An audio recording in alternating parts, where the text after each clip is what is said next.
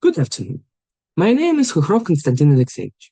I am the student of Tver Medical University, Faculty of General Medicine, Year 1. Today I would like to present you my project on the topic harm of vaping. The scientific advisor is the candidate of philological science, Selezneva Olga Nikolaevna. Chronic diseases are the main cause of premature deaths worldwide.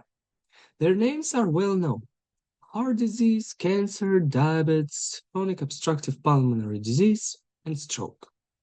Their development can be prevented by correcting the root cause, lifestyle, because 80% of diseases are related to nutrition, physical activity, and bad habits. One of these bad habits is smoking electronic cigarettes. It's not smoking, but vaping. The users of electronic cigarettes and vapes explain it like exhaling clouds of vapor with the aroma of cherries, mint, chocolate, or candy. It's not at all like the disgusting smell of tobacco smoke. So, is it smoking or not? Let's figure it out. Vaping is becoming increasingly popular among adults and teenagers. In 2018, the use of electronic cigarettes among school children has almost doubled. Before the appearance of electronic cigarettes and vapes, the prevalence of smoking among young people has been steadily declining over the past 20 years. The position of smoking gadgets as a safe alternative to traditional cigarettes helped their popularity grow. What is vaping? This term refers to the process of inhaling and exhaling aerosol, erroneously called steam, produced by an electronic cigarette or similar device. This term is used because electronic cigarettes produce not tobacco smoke but aerosol, which is mistaken for water vapor. But in fact, it consists of tiny particles. Many of these particles contain toxic compounds. What is an electronic cigarette? These are devices that generate aerosol containing nicotine and flavorings. Most of them have a battery heating element and space for special liquid or nicotine salts. Flavorings, which make electronic cigarettes so attractive, may have a toxic effect, although they are usually considered safe when swallowed. How do electronic cigarettes look like? The shape and size can be very different. It can be in the form of a lighter, a flash driver, and even a watch. Let's talk about the harm. Nicotine in electronic cigarettes is contained in the form of benzoic acid salt, not in free form. This increases the speed of its delivery and reduces discomfort in the mouth and throat. Capsules for refilling electronic cigarettes contain as much nicotine as in a pack of 20 regular cigarettes.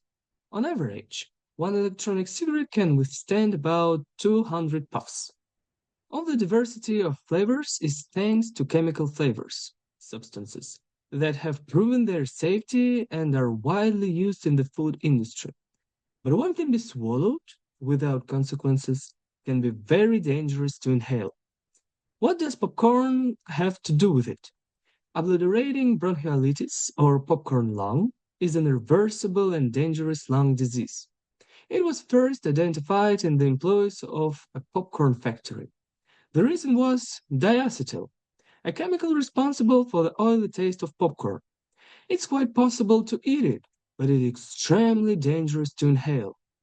Diacetyl, like 2,3-pentanedione and acetone, is found in many popular flavors of liquid for electronic cigarettes. And it's not just oily flavors such as a milk, cheesecake, caramel, but also fruit flavors such as watermelon, pomegranate, and cherry. And what about consequences? Many people believe that electronic cigarettes are less harmful than regular cigarettes, that it's a healthy alternative to tobacco smoking. This is not true. The negative consequences have already been studied and reliably identified. Here are only a part of them. A vape or electronic cigarette aerosol causes a short-term inflammatory reaction in the lungs, like regular cigarettes. And vapors of liquids without nicotine can lead to more severe damage.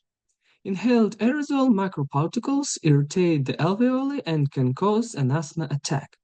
Methicillin-resistant bacteria of Staphylococcus aureus, after exposure to the aerosol of electronic cigarettes, acquire even more antibiotic resistance and become actually superbacteria. In other words, antibiotics are becoming ineffective against them.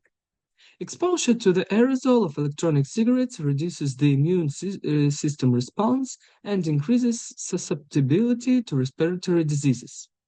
Even with short term exposure to the aerosol, irritation of the throat and eyes, cough, and dizziness are possible. Nicotine contained in the aerosol causes narrowing of the arteries, which can lead to a heart attack.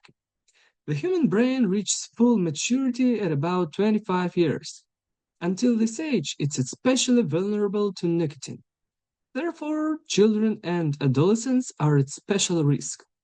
In the long term, they may experience irreversible changes in the prefrontal cortex, the part of the brain that is responsible for decision making.